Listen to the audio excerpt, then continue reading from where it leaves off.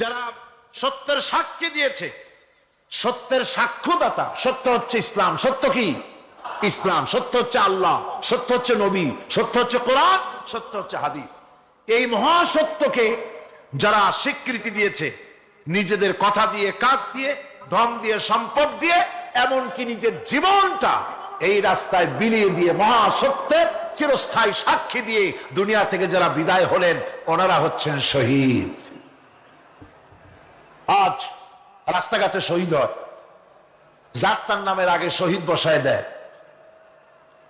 শহীদ এত সোজা জিনিস নয়।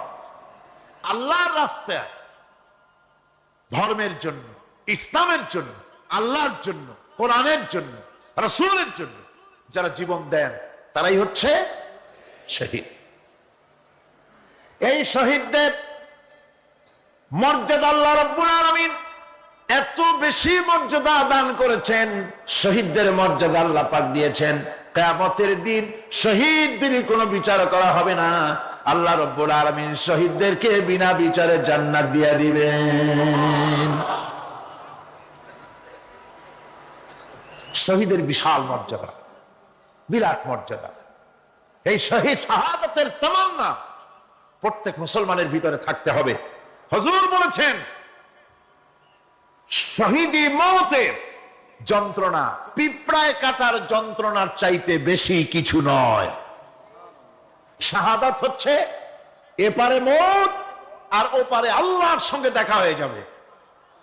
শহীদি মওত হচ্ছে আল্লাহর সঙ্গে দেখা করার একটা সেতু বন্ধন, একটি সেতু, একটি ব্রিজ, একটা পুল, একটা সাঁকো।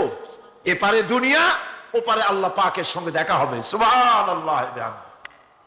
ভাইরা, ইসলামের জন্য যারা জীবন দিলেন, যারা শাহাদাত বরণ করলেন, তারা জাতির সম্মানের পাত্র। সেই সম্মান, সেই মর্যাদা আল্লাহ রাব্বুল আলামিন শহীদদের প্রদান করেছেন। হযরত আব্দুল্লাহ জুলবাজাদাইন, যার কথা বুখারীতে লেখা হয়েছে, সুবহানাল্লাহ। যুবক মানুষ ইসলাম কবুল করেছেন। ইসলাম কবুল করতে গিয়ে বাড়ি ঘর, জায়গা জমি কিছুই ছিল না। ছোট্ট অবস্থায় বাবা মারা গেছে, চাচার ঘরে লালিত পালিত হচ্ছিলেন। এরপরে রাসূলের প্রতি ঈমান আনবেন, চাচার ভয়তে পারেন না। হুজুর হিজরত করলেন। আব্দুল্লাহ, তার নাম ছিল আব্দুল উজ্জা। তিনি চলে গেলেন চাচার কাছে। চাচা গো, মুহাম্মদ সাল্লাল্লাহু আলাইহি ওয়াসাল্লাম আল্লাহর নবী, ব্যাপারে তোমার মত কি? তিনি বলেন, আমারও তো তাই মনে হয়। যদি তাই মনে হয়, তার উপর ঈমান আনবেন কিনা? চাচা বলে, না, কখন ঈমান আনবো না।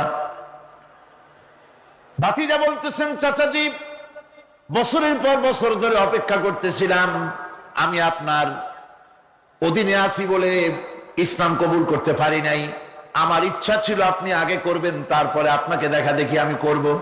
কিন্তু আপনি যখন ইসলাম কবুল করলেন না, আর করবেন না বলে যখন ঘোষণা দিলেন, আপনাকে উপস্থিত রেখে আমি ঘোষণা দিলাম, লা ইলাহা ইল্লাল্লাহু মুহাম্মাদুর রাসূলুল্লাহ।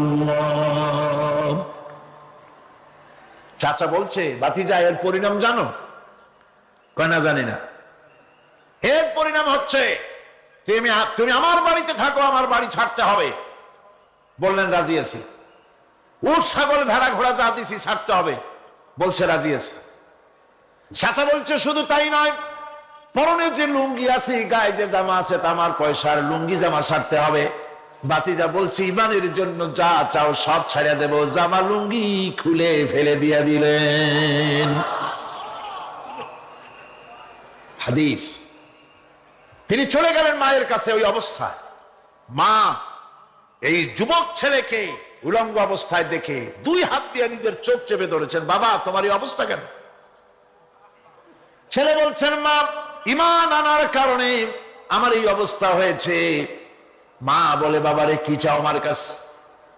আব্দুল উজ্জা বলছে, মা, কিচ্ছু চাই না, একটুখানি কাপড় আমারে দাও, আমি বিশ্ব নবী মুহাম্মদ সাল্লাল্লাহু আলাইহি ওয়াসাল্লামের খেদমতে যেতে চাই।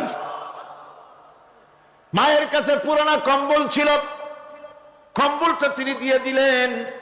হযরতে এখনো তো সে মুসলমান হয়নি, ওই কম্বলটা ছিঁড়ে নিয়ে দুই টুকরা করে কম্বলটা পরলেন, আদাটা তাতে করে হাঁটু ঢাকে না, আর একটা কোন রকম গায়ে দিলেন।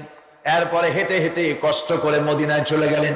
মসজিদে নববীর ভিতরে ঢুকে দরজার কাছে বসা বিশ্বনবী জনাবে মুহাম্মদ রাসূলুল্লাহ সাল্লাল্লাহু আলাইহি ওয়াসাল্লাম মসজিদে নববীতে, যুবক, হাঁটুর উপরে কাপড়, মাথার চুল, উস্কো খুস্কো চেহারা, ক্ষুধার্ত চেহারার হুজুর জিজ্ঞেস করছেন তুমি কে?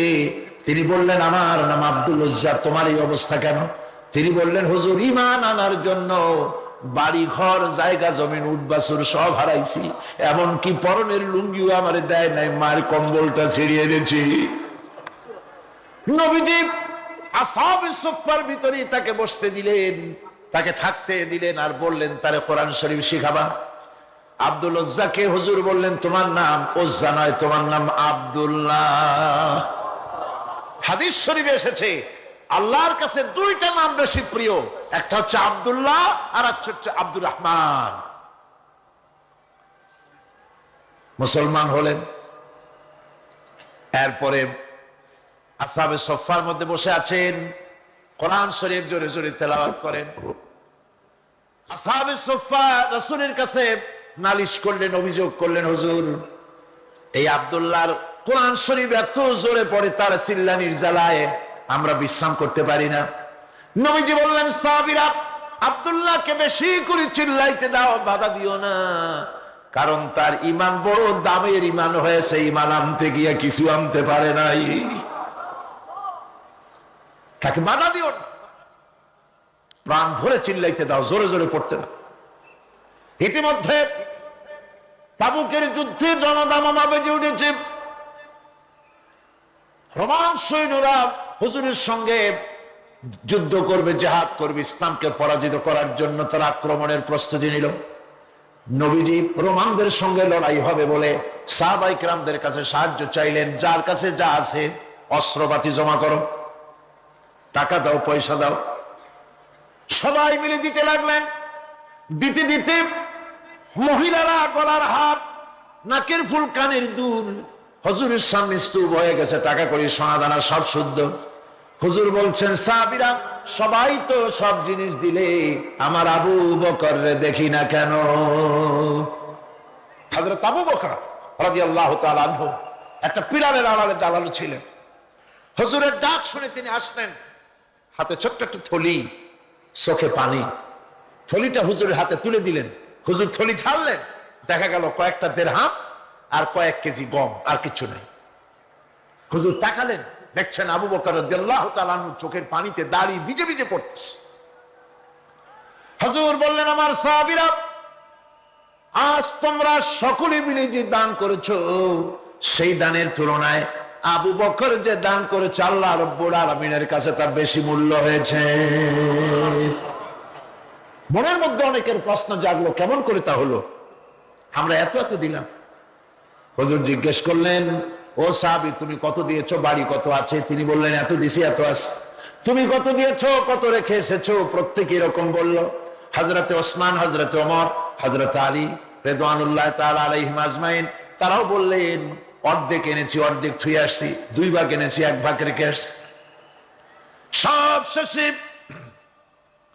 নবীজি হযরত আবু বকর রাদিয়াল্লাহু তাআলা আনহুকে প্রশ্ন করলেন, আবু বকর তুমি কি এনেছো আর বাড়ি কি রেখে এসেছো? হযরত আবু বকর বলেন ইয়া রাসূলুল্লাহ, ইয়া হাবিবাল্লাহ, আমার বাড়িতে জাগতিক সম্পদ বলতে যা বুঝায় সবটুকু এনে নবীজির কদম মোবারকে দান করে দিয়েছি। আবু বকরের ঘরে এখন আল্লাহ আর তার রাসূল ছাড়া কোনো জিনিস বাকি নাই, যা ছিল সব এনেছি। হুজুর জিহাদে রওনা হলেন 30,000 সৈন্য সাথে, 30 সহস্র সৈন্য নিয়ে নবীজি তাবুকের দিকে চললেন। পথের মধ্যে হযরত আব্দুল্লাহ এসে হুজুরের সামনে দাঁড়ায় গেছেন। আব্দুল্লাহ এসে বলেন ইয়া রাসূলুল্লাহ একটু দাঁড়ান। এই জিহাদে মেয়ে লোক পুরুষেরা সাহাবীরা সবাই প্রাণ ভরে দান করলো, কিন্তু আমি এমন এক বান্দা, আল্লাহর কিছুই দিতে পারলাম না। আমার তো দেওয়ার মতো কিছুই নাই হুজুর, আমার দেওয়ার মতো কিছুই নাই। তবে আমি আপনার কাছে দোয়া চাই, আপনি দোয়া করুন আমি যেন এই যুদ্ধে, এই জিহাদের ময়দানে আমি যেন শহীদ হতে পারি। নবীজি বললেন, একটু বাকল নিয়ে আসো গাছের। একটা গাছের বাকল আনা হলো। এই বাকলটা হুজুর নিজ হাতে আব্দুল্লাহর হাতে বাঁধা দিলেন, আর বললেন, রব্বুল আলামিন, আমি আব্দুল্লাহর রক্ত কাফেরদের জন্য হারাম করে দিলাম। হযরত আব্দুল্লাহ কেঁদে জারজার হয়ে যাচ্ছেন, বলছেন, ইয়া রাসূলুল্লাহ, আমি চাইলাম শহীদ হব, আর আপনি আমার রক্তকে কাফেরদের জন্য হারাম করে দিলেন। হুজুর বলেন, আব্দুল্লাহ রে, এখন যদি তোমার মৃত্যু জ্বরের ভিতর হয়, আল্লাহ রাব্বুল আলামিন তোমারে শাহাদাত নসিব করে দিবেন। তাবুকের ময়দানে হুজুর চলে গেলেন। কয়েকদিন পরে খবর আসলো হুজুরের কাছে, আব্দুল্লাহ কয়েকদিন জ্বর ভোগ করে আব্দুল্লাহ মারা গিয়েছেন। হুজুর বললেন, তার জানাজার ব্যবস্থা করো, কাফন দাফনের ব্যবস্থা করো। ব্যবস্থা হয়ে গেল। রাতের বেলায় দাফন হবে। একজন লোক কবরের কাছে দাঁড়ায় টিম টিম করে একটা আলো নিয়ে দাঁড়ায় আছে, আর একজন লোক কবরের ভিতরে নেমেছেন। দুই ব্যক্তি লাশ দুই হাতে উঁচু করে নিয়ে আসতেছেন কবরের কাছে। যিনি কবরের ভিতরে দাঁড়ানো, তিনি বলতেছেন, লাশ বহন করে তোমরা যে দুইজন আনতেছো, লাশের সাথে খবরদার বেয়াদবি করো না, তোমাদের ভাইয়ের সঙ্গে আদব করো। এই বলে কবরের ভিতরে যিনি দাঁড়িয়েছিলেন, তিনি লাশটারে ধরলেন। কবরের ভিতরে দাঁড়ায় যিনি লাশ ধরেছেন, লাশকে কবরে শোয়াই দিয়েছেন, তিনি আর কেউ নন, তিনি বিশ্ব নবী মুহাম্মদুর রাসূলুল্লাহ। নিজের হাতে হযরত আব্দুল্লাহকে শোয়াই দিলেন। লাশ বহন করে যে দুইজন আনলেন, তার একজন হলেন হযরত আবু বকর, আর একজন হযরত ওমর রাদিয়াল্লাহু তাআলা আনহুমা। আর আলো নিয়ে যিনি দাঁড়িয়েছেন, টিম টিম করে জ্বলতেছেন, তিনি হযরত বেলাল। কবরের ভিতরে হযরত আব্দুল্লাহকে শুইয়ে দিয়ে উপরে মাটি দিয়ে নবীজি কবরের দুই দিকে হাত দিয়া আল্লাহ রাব্বুল আলামিনের দরবারে ফরিয়াদ তুললেন, রব্বুল আলামিন, আমি আজকে সন্ধ্যা পর্যন্ত এই আব্দুল্লাহর প্রতি রাজি ছিলাম, খুশি ছিলাম। আল্লাহ গো, তুমি আব্দুল্লাহর প্রতি রাজি হয়ে যাও। হযরত ইবনে মাসউদ রাদিয়াল্লাহু তাআলা আনহু পাশে দাঁড়ানো ছিলেন। চিৎকার দিয়ে কেঁদে কেঁদে বললেন, আয় আল্লাহ তাআলা, এই কবরের ভিতরে আজকে আব্দুল্লাহর লাশটা না হইয়া যদি আমার লাশ হতো, আমার ভাগ্যটা খুলে যেত। শহীদের মর্যাদা আল্লাহ পাকের কাছে সব থেকে বেশি। এই শহীদের পথ নিয়ামত প্রাপ্তদের পথ।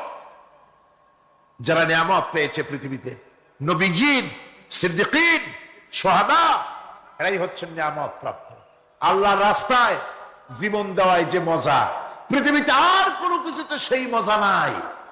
হযরত ওমর রাদিয়াল্লাহু তাআলা আনহু দোয়া করতেন, আল্লাহুম্মা রযুকনি শাহাদাতান ফি সাবিলিক ওয়াজআল মাউতি ফি বালাদি রাসূলিক। আয় আল্লাহ, তুমি আমাকে শাহাদাতের মওত আমাকে দান করো। শাহাদাতের তামান্না প্রত্যেকটি মুসলমানের ভেতরে থাকতে হবে। শহীদ হওয়া যাবে ইসলামের জন্য। সময় হয়তো আসতে পারে, হয়তো এমন সময় আসতে পারে যখন কোরআনের মর্যাদাকে টিকে রাখার জন্য, সুন্নতে নববীকে টিকে রাখার জন্য জান দেওয়া লাগতে পারে। তখন কি আপনারা জীবন দিতে পারবেন? হযরত ওমর ফারুক রাদিয়াল্লাহু তাআলা আনহু যখন ইসলাম কবুল করেন, তখন তার বয়স মাত্র 26 বছরের ভরা যুবক। হযরতে আব্দুর রহমান বিন আউফ যখন ইসলাম কবুল করেন, বয়স তার 17 বছর। হযরত আলী যখন ইসলাম কবুল করেন, বয়স তার 8.5 বছর। হযরতে খাব্বাব, হযরতে খুবাইব, হযরতে আম্মার সব ছিল তরুণ যুবক। সুবহানাল্লাহি ওয়া বিহামদিহি। ও যুবকেরা, তোমাদের অবদান ইসলামে সব চাইতে বেশি। তোমাদের রক্তই ইসলামের ফাউন্ডেশন, ইসলামের ভিত্তি। তোমাদের কত বড় মর্যাদা। আরেকটি হাদিস শোনো। রাসূলুল্লাহ বক্তৃতা করতেছিলেন এক সমাবেশে। তোমাদের মতো একজন যুবক তরুণ, নাম তার জারির রাদিয়াল্লাহু তাআলা আনহু। তিনি দাঁড়িয়ে আছেন এক কোনায়, বসার জায়গা পান নাই। আল্লাহর নবী নিজের গায়ের চাদর খুললেন, চাদরটা জারিরকে নিক্ষেপ করলেন, বললেন, জারির তুমি দাঁড়িয়ে আছো কেন? আমার চাদরের উপরে বসো। সুবহানাল্লাহ। হযরতে জারির রাদিয়াল্লাহু তাআলা আনহু রাসূলের চাদরখানা নিয়ে চুমা খাইতে লাগলেন আর বুকে লাগাতে লাগলেন। চোখের থেকে দরদর করে পানি পড়তে লাগলো। হযরত জারির বললেন, আকরামাকাল্লাহ কামা আকরামতানি ইয়া রাসূলুল্লাহ। হে আল্লাহর রাসূল, আপনার সম্মান আল্লাহ পাক আরো অনেক বেশি বাড়ায় দিক, যেভাবে আপনি আমার মর্যাদা বাড়িয়ে দিয়েছেন। হে রাসূল, আমি কি পারি আপনার চাদরে বসতে? পৃথিবীর কোন মানুষ আপনার চাদরে বসতে পারে? আপনার কত বড় মর্যাদা, আপনি আমাকে সম্মানিত করেছেন। রাসূল পাক তরুণদের ভালোবাসতেন, যুবকদের ভালোবাসতেন। যুবকদের রক্তই ইসলামের সপক্ষে কথা বলেছে। তাই আজ ইসলাম বিরোধী শক্তি ঐক্যবদ্ধভাবে যুবকদের বিভ্রান্ত করার জন্য হাজারো প্রচেষ্টা চালাচ্ছে। আমার যুবক ভাইয়েরা, আমার তরুণ ভাইয়েরা, ময়দানে জিহাদের ডাক এসেছে। জিহাদের কি এসেছে? জিহাদের ডাক এসেছে। পেছনে ফিরে তাকাবার আর সময় নাই। তোমাদের মতোই যুবক ছিলেন হযরতে হানজালা, যুবক। জিহাদের ডাক শুনে উহুদের ময়দানে কাফেরদের বিরুদ্ধে লড়াই করে হযরতে হানজালা শাহাদাত বরণ করলেন। আল্লাহর নবী শুহাদায়ে উহুদের জানাজা পড়ার সময় যখন জানাজা দিতে দাঁড়াবেন, তখন হানজালার স্ত্রী এসে বলেন, ইয়া রাসূলুল্লাহ, আমার স্বামী হানজালার উপরে গোসল ফরজ ছিল, কিন্তু জিহাদের নাম শুনে পাগল হয়ে গিয়েছে, জিহাদে এসেছে, শাহাদাত বরণ করেছে। অন্যদের তো গোসল দেওয়ানো হচ্ছে না, কিন্তু আমার স্বামীকে যেন গোসল দেওয়ানো হয়।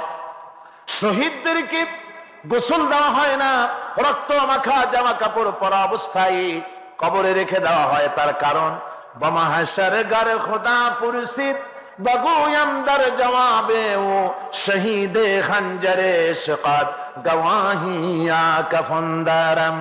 কিয়ামতের ময়দানে শহীদ আল্লাহর দরবারে হাজির হয়ে যাবে ক্ষত চিহ্নগুলো নিয়ে, ড্যাগারের চিহ্ন, খুরের চিহ্ন, বুলেটের চিহ্ন, খঞ্জরের চিহ্ন, তরবারির চিহ্ন, ক্ষত চিহ্নগুলি নিয়ে আল্লাহর দরবারে দাঁড়াবে। আল্লাহ রাব্বুল আলামিন প্রশ্ন করবেন, তোমাদের গায়ে সবে এগুলি কি? তোমরা কারা? তারা বলবে, রব্বুল আলামিন, আমরা তোমার গোলাম, তোমার দ্বীন প্রতিষ্ঠা করার কাজে নিয়োজিত ছিলাম। কাফেরেরা বরদাস্ত করতে পারে নাই, লড়াই হয়েছে, তাদের আঘাত খেয়ে জর্জরিত হয়ে তোমার দ্বীন প্রতিষ্ঠার অপরাধে আমাদেরকে তারা মেরেছে। ওই দাগগুলি নিয়ে আজ তোমার দরবারে হাজির হয়ে গেছি। রব্বুল আলামিন বলবেন, শহীদ রে, মা বাপের মহব্বত, সন্তানের মহব্বত, স্ত্রীর মহব্বত তোমার কলিজার মধ্যে জায়গা লাগে নাই, আমাকে বেশি মহব্বত করেছো। সুতরাং আজকে আমি তোমার কোন হিসাব নিব না, বিচার করব না। বিনা বিচারে, বিনা হিসাবে তুমি আমার জান্নাতে চলে যাও। হযরতে হানজালার স্ত্রী বলেন, ইয়া রাসূলুল্লাহ, আমার স্বামীকে যেন গোসল করানো হয়। হযরতে রাসূল পাক সাল্লাল্লাহু আলাইহি ওয়াসাল্লাম গোসলের নির্দেশ দিতে যাবেন, এমন সময় হযরতে জিবরাইল এসে বলেন, ইয়া রাসূলুল্লাহ, হানজালার গোসলের কোনো প্রয়োজন আপনাকে করাতে হবে না, কোনো উদ্যোগ নেওয়ার কোনো প্রয়োজন নাই। আল্লাহ রাব্বুল আলামিন হানজালার শাহাদাতে এত খুশি হয়েছেন, যার কারণে আল্লাহ পাক দুনিয়ার কোনো সাধারণ পানি নয়, হাউজে কাউসারের পানি দিয়া আর নূরের তৈরি রহমতের ফেরেশতা দিয়া হানজালার গোসলের বন্দোবস্ত করে দিয়েছেন। যুবকেরা, তরুণেরা, তোমাদের মতোই দুই যুগ, দুই তরুণ মায আর মুআওয়াজ বদরের যুদ্ধে রাসূলের সামনে হাজির। বলছেন, ইয়া রাসূলুল্লাহ, আমার বাপেরা, আমার বাপ চাচারা সব জিহাদে গিয়েছে, আমরা যেতে পারলাম না, কেউ আমাদের নিল না, মেহেরবানি করে পারমিশন দেন, যুদ্ধে শরীক হই। হুজুর বলেন, না, তোমাদের মতো এত ছোট ছেলে আমি পারমিশন দেব না। কেমনে দেই? ছেলেরা কাঁদতে লাগলো। আল্লাহর নবী বলেন, বেশ, তোমাদেরকে আমি পারমিশন দিব, দুইজন কুস্তি লড়ো, যার গায়ে শক্তি বেশি আমি তাকে পারমিশন দেব। দুইজনের লড়াই শুরু হলো। মুআওয়াজ ছোট, মোহাম্মদ মাদের কানে কানে বলে, ভাই তুমি তো এক ধাক্কাই আমাকে ফেলে দিতে পারবে, তোমার গায়ে বল বেশি, কিন্তু ভাই আল্লাহর কসম করে বলি, তুমি আমাকে একবার ফেলে দেওয়ার পর আমি যখন তোমাকে ধরবো তুমি নিজে ইচ্ছে করেই পড়ে যেও, তা না হলে তো আমি চান্স পাবো না। রাসূলুল্লাহ বুঝতে পারলেন, দুজনকে পারমিশন দিয়ে দিলেন, জিহাদ শুরু হয়ে গেল। জিহাদের ময়দানে তারা অংশ নিলেন। হযরত আব্দুর রহমান বিন আউফ বলেন, আমি এই দুইজনকে দেখে বড় বিরক্ত অনুভব করলাম। এই বিরাট জিহাদের ময়দানে এই দুই তরুণ ছোট ছেলে কেন আসলো? তারা আমাকে কাছে এসে জিজ্ঞেস করলো, চাচাজি আমরা মদিনার আনসারের ছেলে, আমরা শুনেছি রাসূলুল্লাহকে সবচাইতে বেশি কষ্ট দিয়েছে আবু জাহেল মক্কায়, ওই লোকটারে আমরা চিনি না, একটু দেখায় দেন লোকটা কই। আব্দুর রহমান বিন আউফ বলেন, ওই যে দেখা যায় দূরে, ওইটাই আবু জাহেল। হযরত আব্দুর রহমান বলেন, আমি নজর করে দেখলাম মায আর মুহাব্বত দুইজন সিংহ শাবকের মতো আল্লাহু আকবার বলে গর্জন করে তারা এগিয়ে চললো। আবু জাহেলকে তারা ঘিরে ফেললো, তরবারি চালাতে লাগলো। আবু জাহেল তার তরবারি চালাতে লাগলো। এক পর্যায়ে আবু জাহেল তার তরবারির আঘাত দিয়ে হযরতে মাযের বাম হাতের পরে কোপ পড়লো, বাম হাতটা কেটে বগলের চামড়ার সাথে একটু ঝুলে থাকলো। এবার হাতটা সামনে ডিস্টার্ব করে বলে হযরতে মায তরবারি চালাতে তার কষ্ট হতেছে। আব্দুর রহমান বলেন, আমি নজর করে দেখলাম এবার হযরতে মায তার নিজের কাটা চামড়ার সাথে ঝুলানো হাতটাকে নিজের পায়ের তলে চেপে ধরে আল্লাহু আকবার বলে একটা গর্জন মেরে নিজের হাত নিজে ছিঁড়ে ফেলে দিয়া ডান হাতের তরবারি দিয়া আবু জাহেলকে দুনিয়া থেকে জনমের মতো বিদায় করে দিল। ও আমার তরুণ যুবকেরা, ও তরুণ মুসলমানেরা, যুবক মুসলমানেরা, এই দুনিয়ায় ইসলামের পেছনে, কোরআনের পেছনে, আল্লাহর দ্বীন প্রতিষ্ঠার জন্য তোমাদের রক্ত সব সময় সাক্ষী, তোমাদের রক্তই কাজ করেছে বেশি। হযরত ইবনে আব্বাস রাদিয়াল্লাহু তাআলা তিনি বলছেন, আমি রাসূলুল্লাহকে বলতে শুনেছি আল্লাহর নবী বলেছেন, দুইটি চোখকে জাহান্নামের আগুন দুইটা চোখকে স্পর্শ করবে না। একটা চোখ হচ্ছে গভীর রাত্রে যারা আল্লাহর ভয়তে, জাহান্নামের ভয়তে যারা কান্দে, জাহান্নামের আগুন ওই চক্ষুকে স্পর্শ করবে না। আর যারা দ্বীন প্রতিষ্ঠার জন্য, আল্লাহর দ্বীন কায়েমের জন্য ময়দানে যারা লড়াই করে, রাতের বেলায় পাহারা দেয়, ওই পাহারারত চোখে, চোখের মধ্যে জাহান্নামের আগুন ওই চোখে স্পর্শ করবে না। আমার ভাইরা, হযরত উসমান রাদিয়াল্লাহু তাআলা আনহু বলছেন, মান রাবাতা লাইলাতান ফি সাবিলিল্লাহ কানাত কাআলফি লাইলাতিন সিয়ামুহা ওয়া কিয়ামুহা।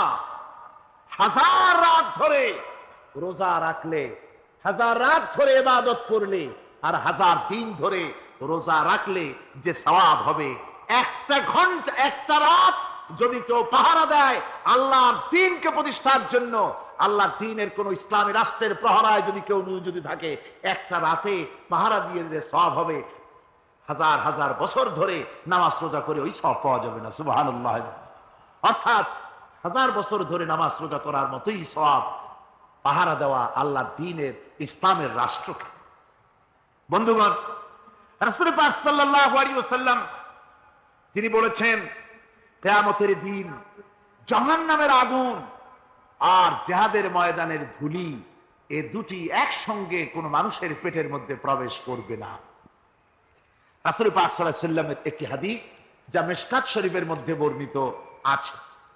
মিশকাত শরীফের সম্ভবত 336 পৃষ্ঠায় এই হাদিসটি বর্ণনা করা হয়েছে যে হযরত ইবনে আইস রাদিয়াল্লাহু তাআলা আনহু হচ্ছেন এই হাদিসের রাবী।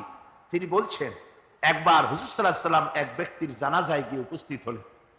হযরত ওমর রাদিয়াল্লাহু তাআলা আনহু তখন হুজুরকে বললেন, হে রাসূল, আপনি এই লোকটার জানাজা পড়বেন? এই লোক তো ইসলামের এই ক্ষতি করেছে, সেই ক্ষতি করেছে, অমুক করেছে, এই লোকটার আপনি জানাজা পড়বেন? হুজুর তখন উপস্থিত লোকদের জিজ্ঞেস করলেন, হাজিরিন, তোমরা কি কেউ এই লোকটাকে কোন ইসলামের ভালো কাজ করতে দেখেছো? একজন লোক দাঁড়িয়ে গেলেন, তিনি বললেন, হে আল্লাহর নবী, আমি সাক্ষী, আমি দেখেছি। একটা মুজাহিদ বাহিনী জিহাদ করে ফিরতে ছিল, তো এক জায়গায় তারা ডেরা গাড়লো, শিবিরে স্থাপন করলো রাত কাটাবে বলে। আমি দেখেছি এই লোকটি সারা রাত সেই মুজাহিদদেরকে, সাহাবীদেরকে সারা রাত জেগে জেগে পাহারা দিচ্ছে। আল্লাহর নবী জানাজার ইমামতি করলেন। আর এরপরে তাকে কবরের মধ্যে মাদফুন করে দিয়ে নবীজি তার কবরের পাশে দাঁড়িয়ে বললেন, ইন্না আসহাবাকা ইয়াযুন্নুনা আন্নাকা মিন আহলিন নার ওয়া আনা আশহাদু আন্নাকা মিন আহলিল জান্নাহ। নবীজি বলছেন, ও কবরবাসী, তোমার সাথীরা মনে করে তুমি জাহান্নামী, আর আমি নবী মুহাম্মদ সাল্লাল্লাহু আলাইহি ওয়াসাল্লাম সাক্ষী দিচ্ছি তুমি বেশক আল্লাহর বেহেশতি, তুমি অবশ্যই আল্লাহর জান্নাতে যাবে। এরপর হযরত ওমরের দিকে ফিরে রাসূলুল্লাহ বললেন, ওমর, মানুষের শুধু বাহ্য দৃশ্যটাই দেখো না, তার অন্তরের জাযবাটাকেও কদর করো। সুবহানাল্লাহ বিহামদিহি। এই জিহাদের ময়দানে যারা কাজ করে, জান দেয়, মাল দেয়, আল্লাহ পাক তাদের উপরে রহম করে। এই জিহাদ হচ্ছে এক অগ্নি পরীক্ষা। এই জিহাদটা কি? অগ্নি পরীক্ষা। এমনি এমনি বেহেশতে যাওয়া যাবে না ভাই। আল্লাহ রাব্বুল আলামিন কোরআনে কারীমের মধ্যে বলেছেন, আহাসিবান নাসু আইয়ুতরাকু আইয়াকুলু আমান্না ওয়া হুম লা ইফতানুন। লোকেরা কি ভেবেছে নাকি যে ঈমান এনেছি এই কথাটা বললেই আমি বেহেশত দিয়ে দিব, মুমিন বলে সার্টিফাই করব? না, যখনই তারা বলবে আমি মুমিন, আমি তখন তাকে অবশ্যই পরীক্ষা করব, এই পরীক্ষায় তাকে পাশ করতে হবে।